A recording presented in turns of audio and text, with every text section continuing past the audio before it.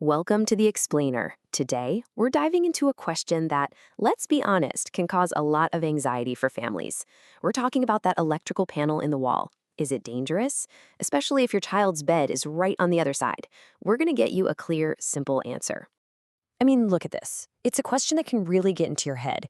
You do everything you can to make your kid's room a safe little haven, and then you realize the main electrical hub for the whole house is right there.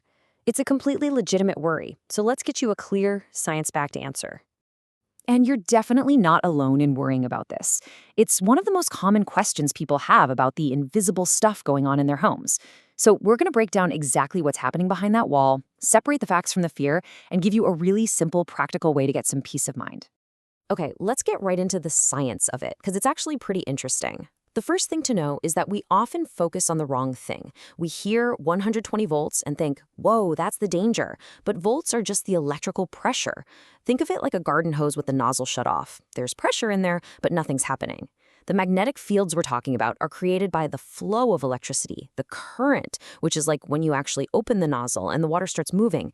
So what is this magnetic field anyway? Well, it's basically an invisible area of energy that gets created whenever electricity is actually being used. But here's the absolute most important part, and this is really the theme for our whole discussion today. Its strength is not constant. It gets dramatically weaker the farther you move away. Distance, as you're about to see, is everything. All right, let's move from just talking about it to looking at the reality. It's so easy to worry about invisible things, right? But luckily, we have the tools and the data to make them visible. We're going to look at the actual numbers so you can see for yourself what we're really dealing with here. Now check this out. This is where it gets really, really interesting. Look at how fast these numbers fall. If you put a meter right up against the panel, sure, you might get a reading of between 1 and 10 microteslas, but move just 30 centimeters away, that's about a foot, and bam, look at that drop. By the time you're 1 meter, or about 3 feet away, the reading is tiny, usually less than 0.3 microteslas. The power of distance is right there in the numbers. Okay, so are those numbers we just saw big or small? You know, zero point 0.3 doesn't sound like much, but how do we know? Well, to put it all in context, we need a benchmark. And international safety groups have set the official public exposure guideline at 200 microteslas. So let's compare our number, at a meter away, less than 0.3, to the official safety limit of 200. And this chart just says it all, doesn't it? Look at that. On the left, you've got that teeny tiny little bar. That's the field strength just 1 meter from your panel. It's barely even there.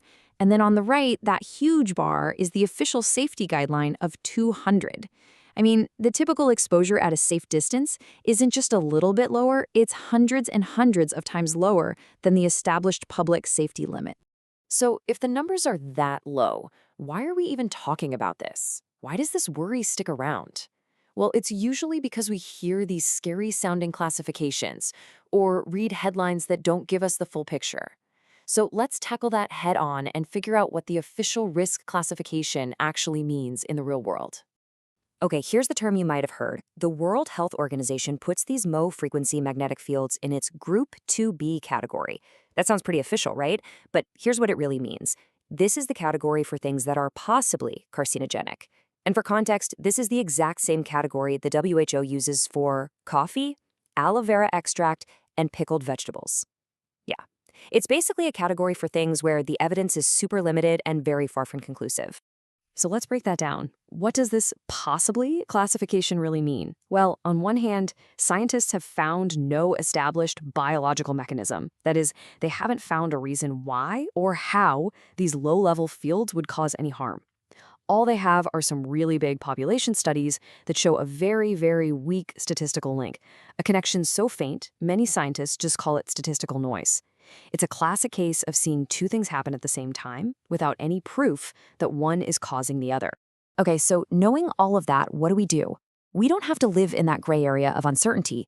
We can take all this science and turn it into a super simple, practical action, one that gives you complete peace of mind no matter what the scientists are debating. And this brings us to a really smart, common sense idea called the precautionary principle. It's simple. It just asks, if there's even a tiny, unproven risk, but there's a totally free and effortless way to just get rid of it, well, why wouldn't you? It's the ultimate better safe than sorry approach, and it's all about your peace of mind. And here it is, your super simple action plan. Step 1, figure out exactly which wall has that panel on it. Step 2, just pull the bed about 50 to 100 centimeters away. That's roughly 2 to 3 feet. And that's it. That's step 3. Rest easy. By doing that one tiny thing, you've used the power of distance to drop the exposure well below the level where even those weak statistical links were ever found. You've solved the problem. But let's close the loop here. Why is distance so crazy effective? And why can't you just rely on, say, the panel's metal box to shield you? Understanding the why behind this is what will make you feel really confident in this simple solution. Here's the deal. There are actually two types of fields going on. You've got electric fields, which are created by voltage, that pressure we talked about.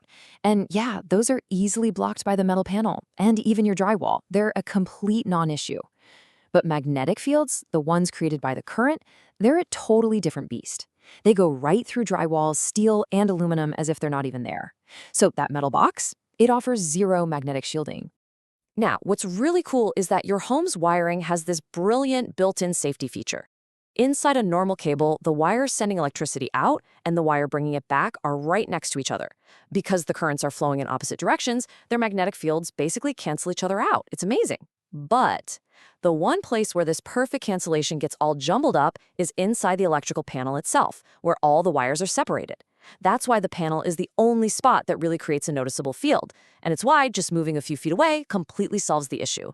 So, after all the science, all the numbers, all the charts, the takeaway could not be more straightforward. When you're dealing with magnetic fields from an electrical panel, distance is your superpower. It's free, it's 100% effective, and it's the absolute simplest way to make sure you are well below any level of concern. You know, we started with a really complex and emotional worry, and we landed on a surprisingly simple physical solution. It kind of makes you wonder, doesn't it? What other concerns about our modern lives seem so overwhelming, but might just have a simple, practical answer waiting for us if we just take a second to understand the core idea at play? Something to think about. Thanks for joining me.